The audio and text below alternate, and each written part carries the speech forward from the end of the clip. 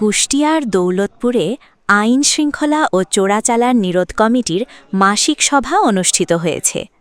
কুষ্টিয়া দৌলতপুর থেকে আব্দুল আলীম সারচুর প্রতিবেদনে দেখুন বিস্তারিত।